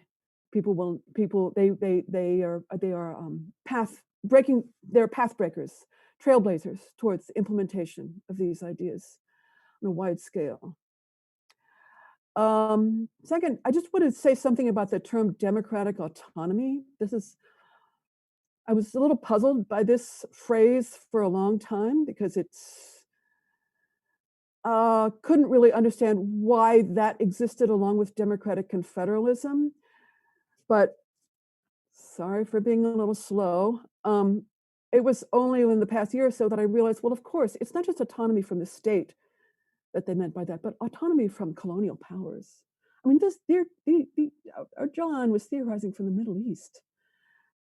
They needed a concept of autonomy, which Murray, living in the United States, didn't have to grapple with. But Öcalan, writing the Middle East, did. So I think that phrase democratic autonomy also contains the meaning of autonomy and rejection of a colonial experience and society standing on their own. So I just wanted to say that. The third thing that, it's a much broader topic, but I'll just touch on it a little bit here, is that Murray, as we know, wrote about opposition to hierarchies of all kinds, and he was a genuinely egalitarian man. He was opposed to hierarchies not only of states, not only of economic domination, corporation, but also social hierarchies like racism and patriarchy. But that phrase, interestingly enough, it's very important, but it also, he could speak about it as kind of a shorthand. And one thing that had to happen in northeastern Syria, which as Rojava is now called, was to unpack that. What did it really mean to oppose hierarchy? What did it mean to open up society, for example, to half of its previously repressed population, women? How did that change? You suddenly say, oh, we'll open the doors for women to participate in all roles in society. What does that do? It was a brilliant move, I think a brilliant improvement on Murray's ideas on Öcalan's part, because it is in itself democratizing to open up the society to half of its members who didn't have access before, didn't have full citizenship before. So that is part of that unpacking of opposition to hierarchy. The second phrase that I want to talk about is that Murray expected that a citizen democracy would be based on our common humanity. He deeply hated tribalism. He had experienced anti-Semitism as a Jew. He loathed tribalism and prejudice, and he spoke as an alternative, as recognition of our common humanity, as the common baseline, as our common, as the principle that to pit against tribalism. But what did that mean in northeast Syria, in Rojava, where there are a lot of different peoples there? And I was really surprised to find out it's not just Arabs and Kurds. There's Assyrians. It's very ethnically and religiously heterogeneous, that part of the world. And yes, it's fine to say common humanity, but how does one move forward in that on the ground? And the way I think about this is that it meant creating basically what might seem an oxymoronic concept, a multi-ethnic democracy. That is, one that regards all groups of people, or all components, as the Kurdish movement calls them, all components, ethnic, religious, gendered, as equals, and treating them with respect. Now, when I first visited Rojava in December of 2014, about 2.5 years after the revolution, the commitment to a multi-ethnic democracy was there, but it was still evolving. It was, in some places, it seemed to me to be a little uneasy because, there's a large Arab populations in those original three cantons, especially in Jazeera. The commitment was there but for example, when our delegation would go around to different academies like the Asayish Academy or the YPG or YPJ Academy, and they would give us a little presentation on what they were doing, they kept using this phrase, no revenge taking. So what that meant was, the Assad dictatorship had told the Arabs that if the Kurds ever came to power, they would persecute you just as we've persecuted them. So that can't ever happen. And there's kind of a history of cycles of revenge, cycles of retribution in the Middle East and elsewhere. It's not endemic to the Middle East, that's for sure. But this principle that I heard at these academies of no payback. So now that the Kurds and some Arabs and Assyrians and their other allies in Kamishlo and in Jazeera and Kobani had formed this new polity and were setting the terms of it, it would have been expected by the history of the region to think, okay, now we're in trouble. Now the rest of us are in trouble.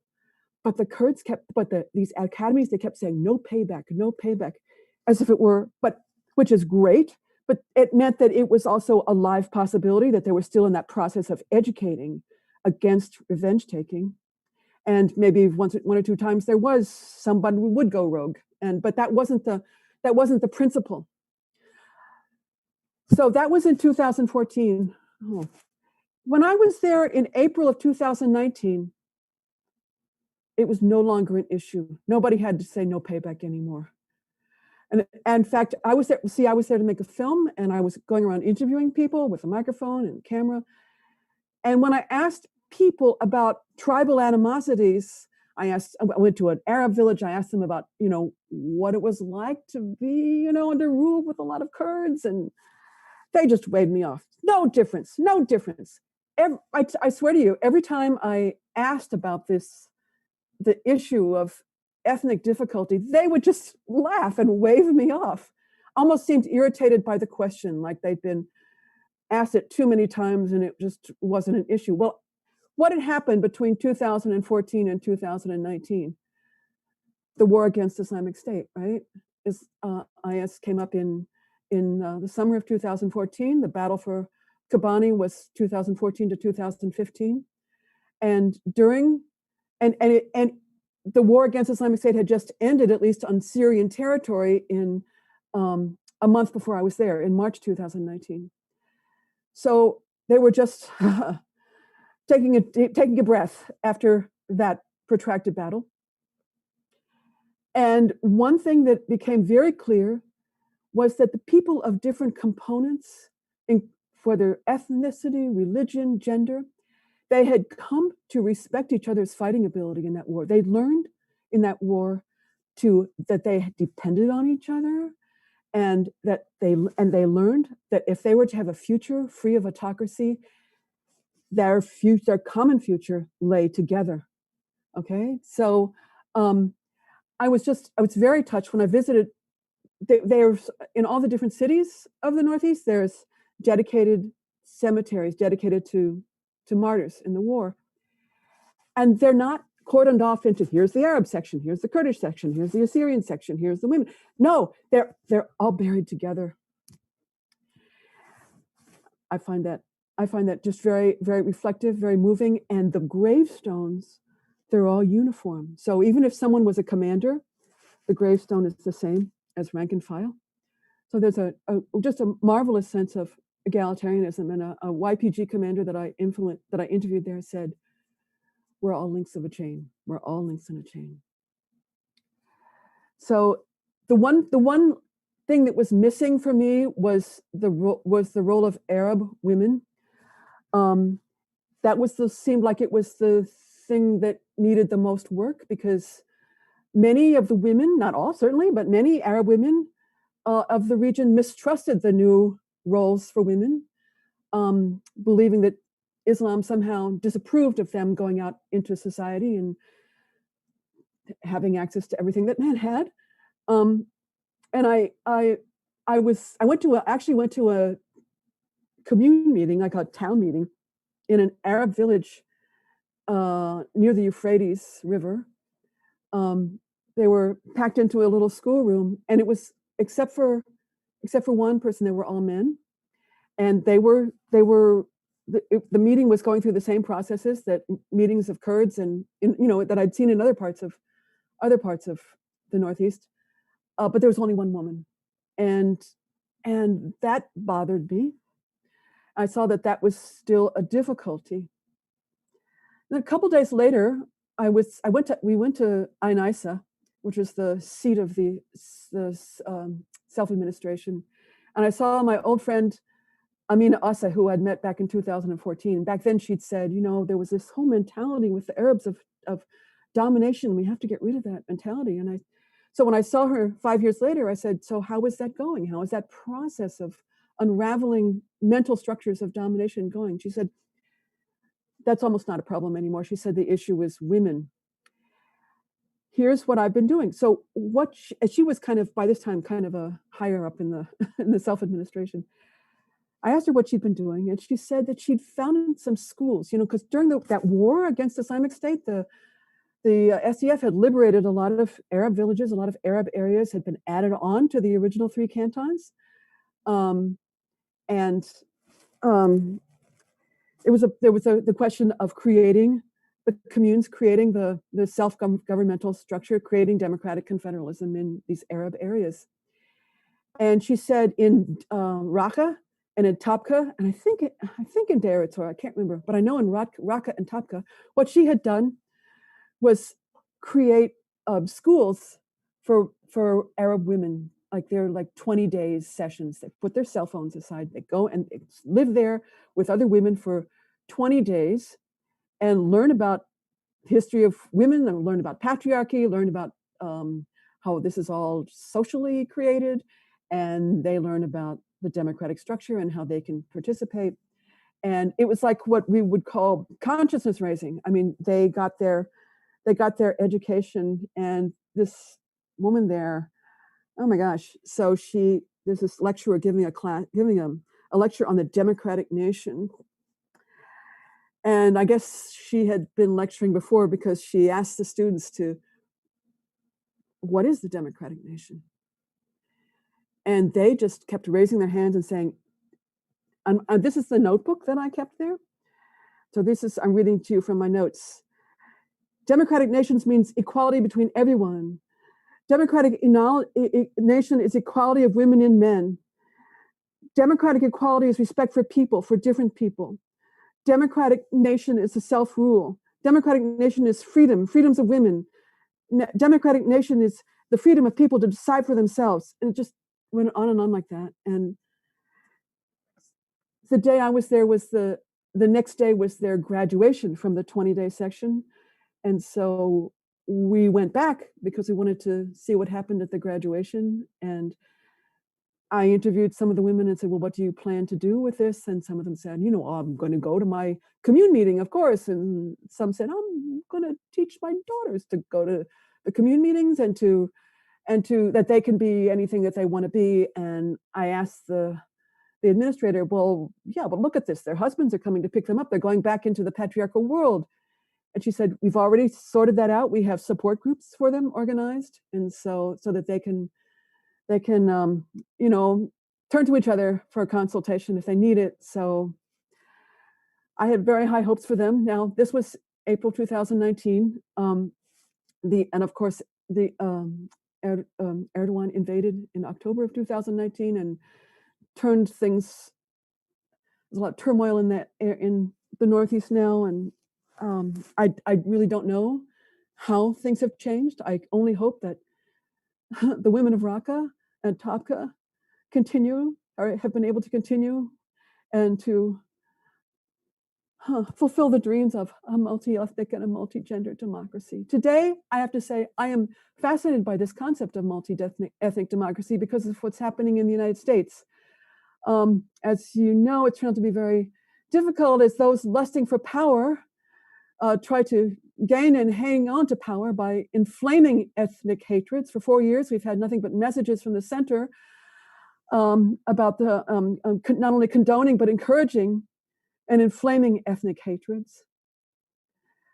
During the same 4 years, as I was paying attention to Rojava, different messages were coming from the center, messages of respect and cooperation and mutual appreciation.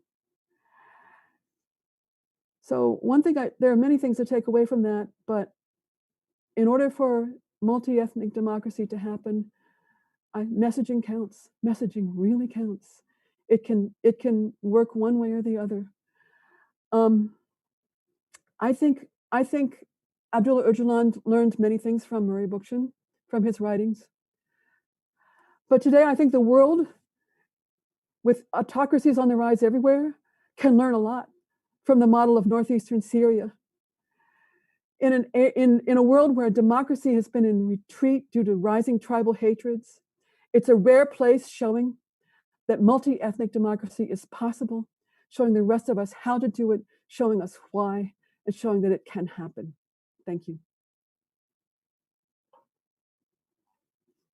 Thank you very much, Janet. It was a wonderful presentation. I think you have answered one of the questions from the audience about what is the situation in Rojava. I think you gave a wonderful review on that. So I'll read some of the questions that we have so far. There is from Teresa member Luca De Rosa from London. What do we think about can communalist ideas offer to social movements? And then another comment that I think in a way responds to that the symbiosis attempt of creating of a confederation in the US and the Yellow Vests in France are the most important example of social movements in the Western world right now, both influenced from Bookchin's ideals. Lifestyle anarchists and leftists, however, ignore these movements. That's why it's very valuable to make events such as today's one. So I would like to take the liberty of reflecting on this important question: what can communalist ideas offer to social movements? And I think it's exactly this democratic mindset that is so much needed to advance an egalitarian and liberatory agenda forward. That is, we cannot count only on resisting, but we have to begin building, because in the end, revolution is not torrents of blood, it's not violence, as very correctly was mentioned by other speakers now, but it is the creation of alternative institutions that can nurture equality, participation, as what Janet very beautifully explained of what is happening in Rojava. So I think that communalism, libertarian municipalism, and in general the body of theoretical work offered by Bookchin and other social ecologists, it's exactly this need that we have to insist on structure building, on the creation of institutions from below that can contain the germs of the society that we want to have, that is to nurture democracy, ecology, equality. I think this is the greatest legacy that the social movements today have. So if anyone would like to also comment something on that, or we can go to other questions.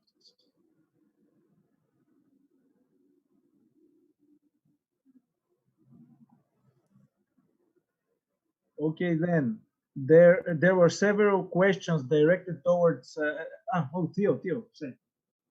I just this question about the communalism influence to social movements. I think it just made me think about how Bookchin said several texts how direct democracy is just the result of a direct action and is a higher form of direct action, and how basically, to me, I interpret it in such a way, in the way that social movements needs to become political institutions in the very real, concrete, popular, and the most political sense, in a way that beyond what classical anarchism has to offer to global social movements, such as the self-management, decentralized coordination, etc., etc. I think the real contribution of communalism is how to translate a social movement into political institutions, and that are very long-standing. In a sense,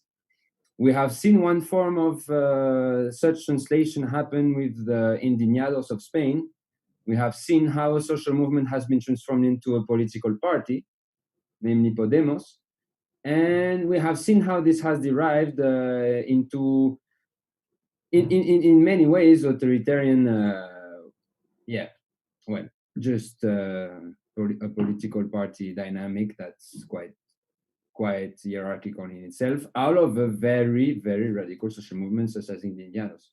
So really, I think communalism teaches us that we need to go beyond the format of a social movement without falling in the trap of a political party, and in the direction of direct democratic institutions. And I think in that sense, it's a very valuable contribution. That's what I had to say. Okay. There was also a lot of comments, a lot of interest in the living comments of Eve, of her speech. There was one question about how do you make ethical decisions on taking funding from the Art Council? Mm-hmm. So I think because I saw the question, so I think the question was, where does the Irish Arts Council funding come from? And then the question about ethics. Well, to answer the question, the Irish Arts Council is funded by the Irish state. And it's funny because before, when I was part of or collaborating with other kind of anarchist groups, the idea of ever using state money in anything was such kind of a taboo subject. And then it's actually just through experience. And I suppose actually just being really realistic, that my view started to change on that, because what I found is that, that you need resources to get ahead. So, and also, I suppose also in keeping with the idea that I'm also on, I'm on a lone parent social welfare payment, ongoing payment. So basically I am supported by the state, or I wouldn't be able to live, I wouldn't have a roof over my house. So again, there are just millions of kind of contradictions in living within a kind of a capitalist state. I do quite like the idea within Ireland, within an Irish context, again, I suppose like most countries, the arts are entirely undervalued by the state because they don't seem to be kind of a very important, I suppose, economic stream, and particularly participatory art. So because within participatory art projects, there's not usually a sellable product at the end of it. So again, it's this, the type of work we do tends to be largely ignored by the state, just say by the government. So I actually quite like the idea that Also, I should add that the reason that the Living Commons and other type of projects like that have been getting funding in the last couple of years is because of the certain individuals who are now working within these councils as well. So, for example, we wouldn't necessarily have been funded before. So, again, I think that's actually a positive thing. We kind of like the idea in a way that the state, unknowns to itself, is funding something, basically kind of funding what could be kind of the beginnings of these sort of revolutionary new structures of social organization. So I take kind of some pleasure in that as well. But yeah, basically the short answer is it's the state that funds the Arts Council. Saying just one last point on that actually is within, again, I don't know how this relates to other arts councils, but within the Irish one in particular, once you get your funding, it's fairly autonomous after that. Nobody asks questions. You basically fill a report at the end of the project. Just basically that states what has been achieved by the outcomes, but nobody comes and tells you, for example, when we had Spare Room going, and there was obviously a lot of anti-state work there. It was completely critiquing institutions. Nobody, would have come and told us we can't have that because they're paying for it. So that kind of anomaly didn't exist there. I hope that answers the question. Can I ask you a brief follow-up question, which is at a recent Karl Polanyi Institute event, the president of Ireland, Michael Higgins, gave a statement showering praise upon Karl Polanyi and his thinking. And Murray Bookchin also read Polanyi and cited him frequently. So I wonder if Polanyi has come into your project at all, and if there's any relationship between Bookchin's ideas and Polanyi's ideas that would be relevant in your case, just out of curiosity.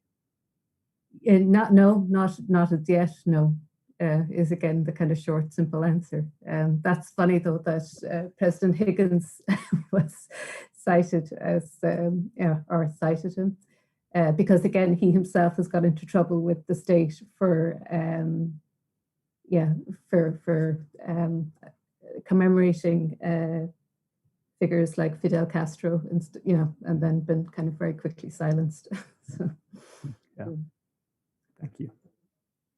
So there is another question directed towards Janet, and it's if you does not consider yourself any more proponent of social ecology, how would you describe your beliefs or portion changed and developed? So I'm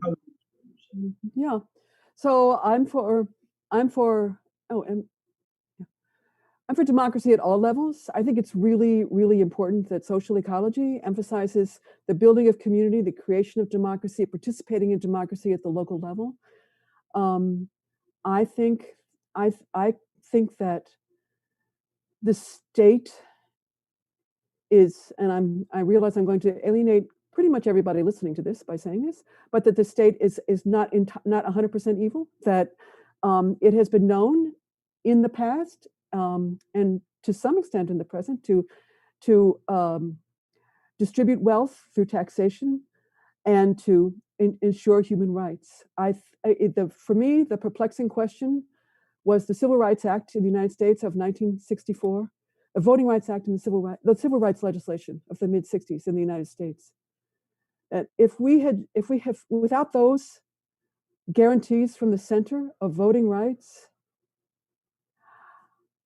Black people in the South, I'm sorry, it would have been a disaster, just a disaster. And this is the example that went around in my head. How can I justify opposing this action? Because I have to oppose that if I'm opposed to the state, right? So what I decided was that, I think that I'm for democracy, I decided at all levels. I'm for democracy at the local level, and I think it's wonderful to for people to enter into it. I think I'm also in for democracy at the provincial and state levels, even though it's representative democracy, not citizen democracy. And I'm for representative democracy at the central level. And sue me, that's what I believe.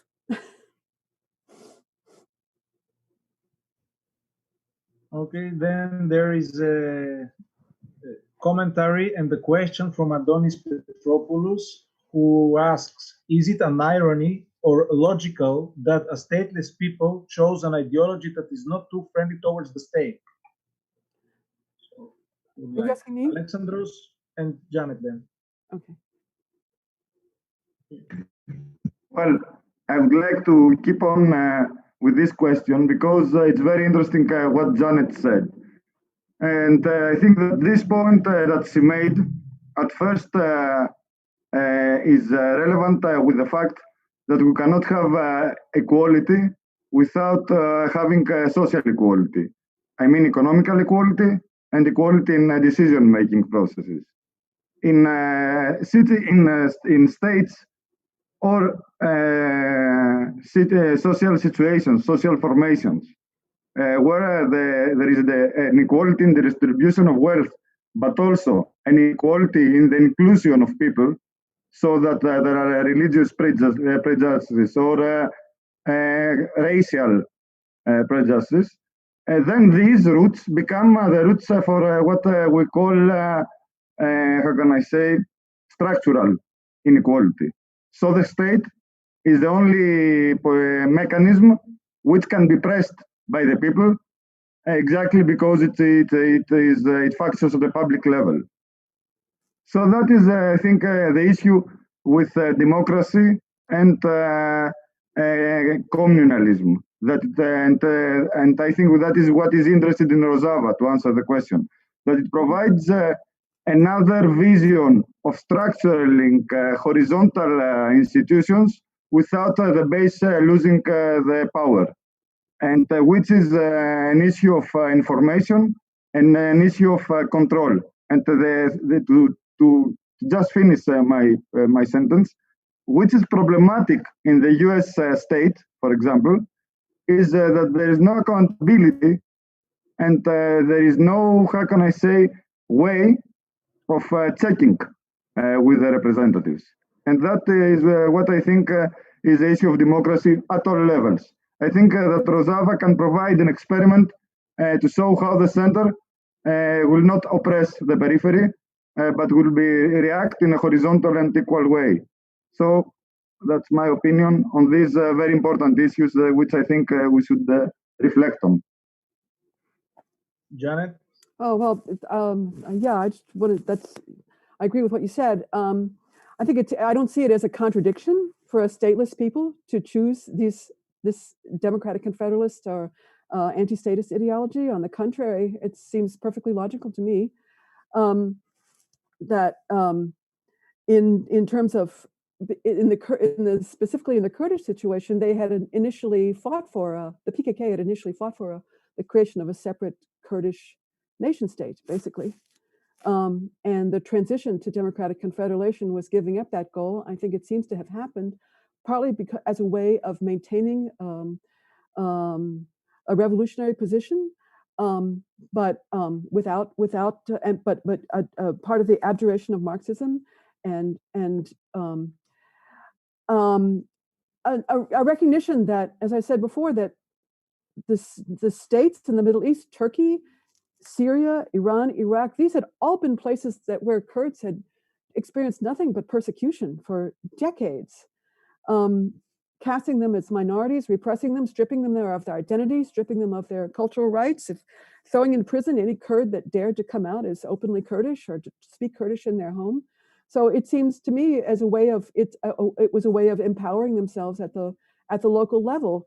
Now it became they ran into trouble because these are Turkey and Syria are highly centralized governmental societies, and yeah, it triggered a reaction, triggered opposition in both places.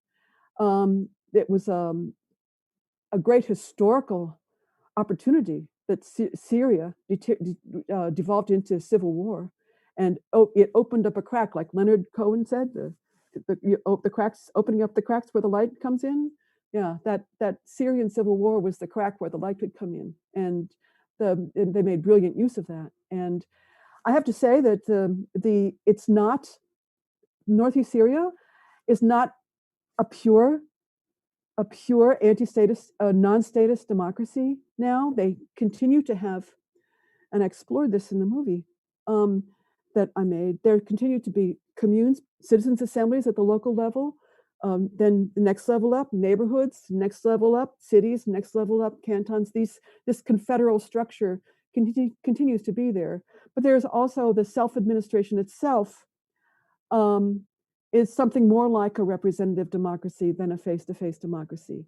The people can elect, people can run for offices in levels beyond the cantonal level, or even sometimes at the cantonal level, I think. This is partly because of the war, I think. There needed to be some degree of centralized decision-making. I don't know. I don't know why. But I can't honestly tell you that it is a pure libertarian municipalist society. It's not at all. Not even probably a pure democratic and federalist society because of that. So please have this caveat. Okay, so for the record, I will read the comment from Theo Papadopoulos that the key publishers of Bookchin's work in Greece were the International Library, or Diethnis Bibliotheki, and the Free Press, Eleftheros Typos. So this was just for the record from our friend Theo Papadopoulos. So now, several other questions on Rojava. The one is directly towards Janet Biehl, and it's what is the status of that film project that you were working on in the Anes Rojava during 2019? And then from Deliani Anastasia, I am sorry for the ignorance, but is all these 5 years experience of yours in Rojava recorded, published somehow in book, film, or other format? So these two are for you, Janet. Just to be brief, so that people can ask questions of the other participants. The film, so we spent a month making the film. It's an independent project by 2 British filmmakers, in which I went around and basically interviewed people. The idea was that I was looking for traces of Bookchin in Rojava. That was the peg upon which we hung the movie, but it turned out to be an exploration of the society. It's scheduled to be completed. Production will be completed in March, this coming March. And then it will be, the 2 young men will be looking for a distributor, and they'll be submitting it to film festivals. The title is Road to Rojava. That's the title of their film. Now, I also have to say that after 2014 and 2015, I wrote articles after those visits.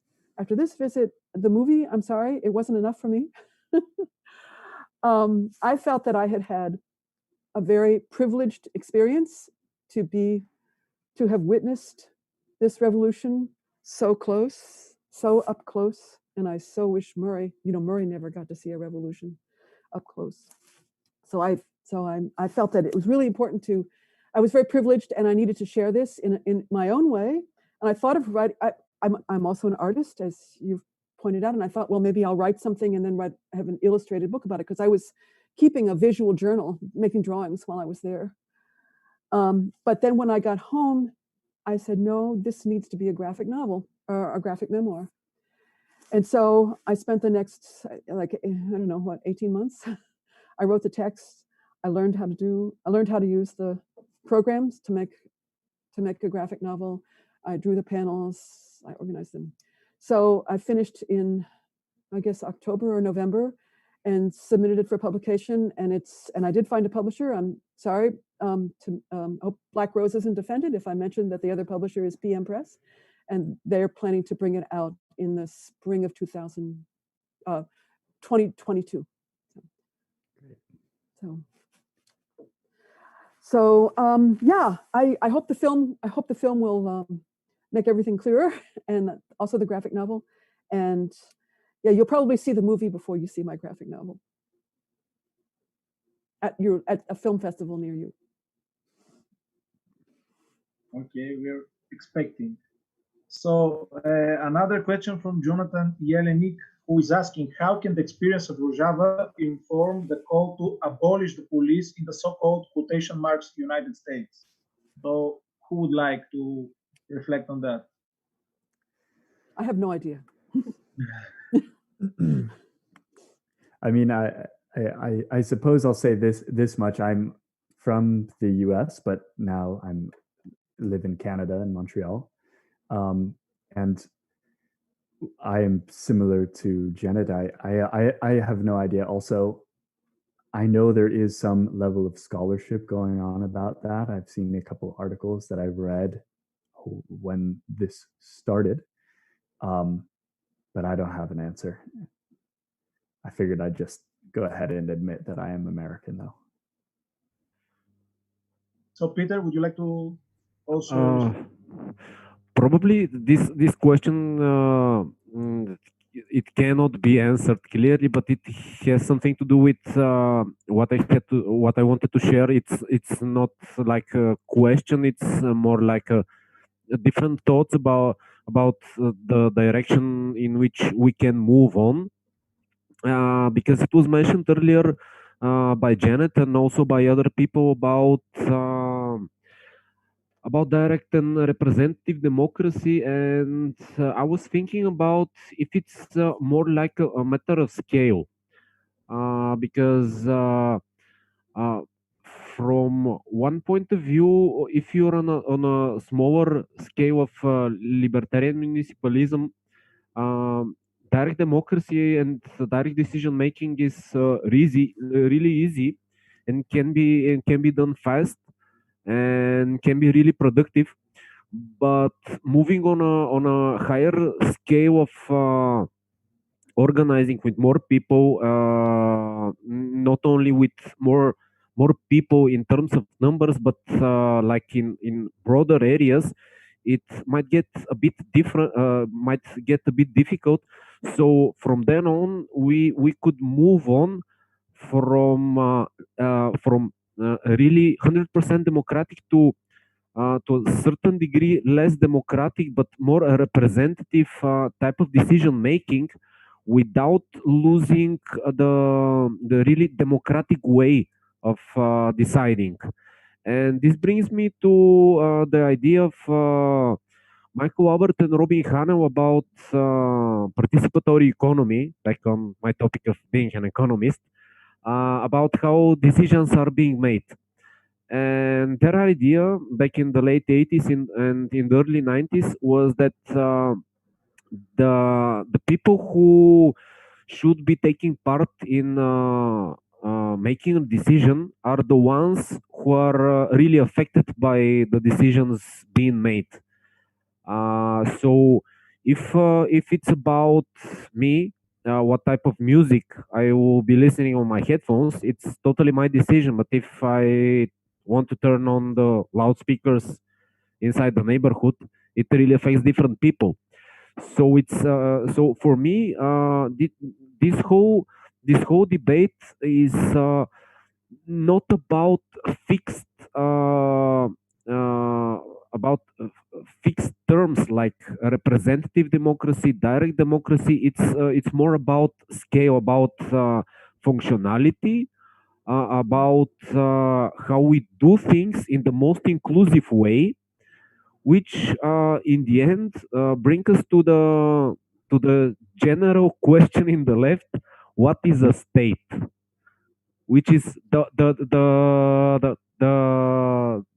the basic question and the most difficult one to answer. And I don't have an answer to that. It's just an open question which we are constantly repeating to ourselves over the years. And I think that if we are to distinguish from what Bookchin thinks about that, and how those who are reading and implementing Bookchin's ideas are doing things, compared to the ones who are more inclined to what Marx said and what Marx proposed, we can say that, yeah, we might have the more or less the same words like state, democracy, and so on, but it's about the basic unit which is driving and boosting democracy, and this is the the most important thing, uh, bringing democracy on higher and higher levels, not in terms of hierarchy, but in terms of scale. And that was what I wanted to add. Thanks. Okay, since time is advancing and some of the speakers here have to leave, so let's start wrapping it up. Before finish, however, I would like to ask one of the questions directed towards Alexandros. I would ask you please be short. And it's what do you think is the Bookchin's influence on social movements in Greece after the period of 2015, which is a series of Well, I will be brief, and I will invite Greek-speaking listeners to join Sunday another meeting, another event that regards the 100 years of the birth of Murray Bookchin and Murray Bookchin's legacy. But on that thing, at first, I don't think the Syriza government and the Syriza infiltration of social movements before the government has anything to do with Bookchin. And on the second part, I think that in nowadays the ecological movements that are in Greece face the most, how can I say, severe struggle with the state on all levels. And on that issue, on the issue of the ecological movements, there are direct democratic forms of organization that rely on the locality of the units, but also on the direct confrontation with a very aggressive and very centralized state. And that's why I think the issue in Greece is not an issue of election politics, by reconstructing free public social space. And the ecological struggles, I think, are in, how can I say, in a situation in Greece with oil extractions, with gold extractions, and with the sellout of environment, a very critical and decisive moment. So I think that Bookchin's influence will continue to inspire any living social movement that is based on grassroots democracy and on direct confrontations with what is the state in our experience, and which is an exclusive form of oppression and power. So that is my brief comment. I think that the most vivid movements, not only in Greece, but also in Europe and elsewhere, are the movements that try to implement forms of direct democracy in their organization and try to project a vision of a social ecologic society. Okay, and before we wrap it up and close the discussion, I would like to ask also whoever wants can respond to that.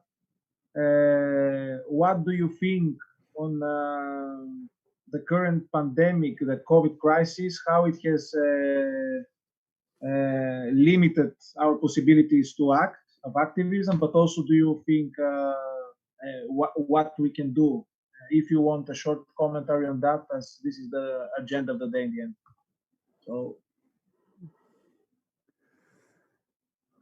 Well, it seems to me that this could be a rather time-consuming question, given I think every single person could go into a great deal of depth, but I think it's a good one to leave the listener with, to consider how COVID has impacted our social movements and our organizing, and how that might be a precursor to how ecological issues impact our organizing and our social movements.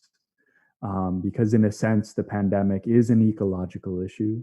And I think we are lucky insofar as we get to see what the impact of something like this can be on our work and how to adapt. And I imagine there will be much more of this in the coming decades. I'm not sure if anyone has any brief remark they want to make, but I think it would be rather appropriate to just kind of close out and thank all of the participants for coming. Yavor for doing an excellent job chairing this session. There are all the links to the various things that have been mentioned in the description. Please subscribe to our YouTube channel.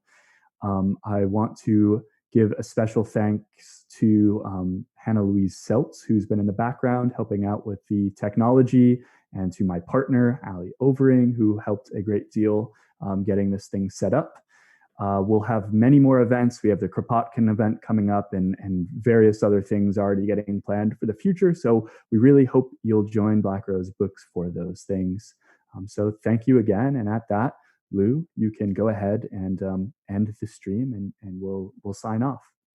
Thank you so much. And I believe we're offline. I'm waiting for total confirmation.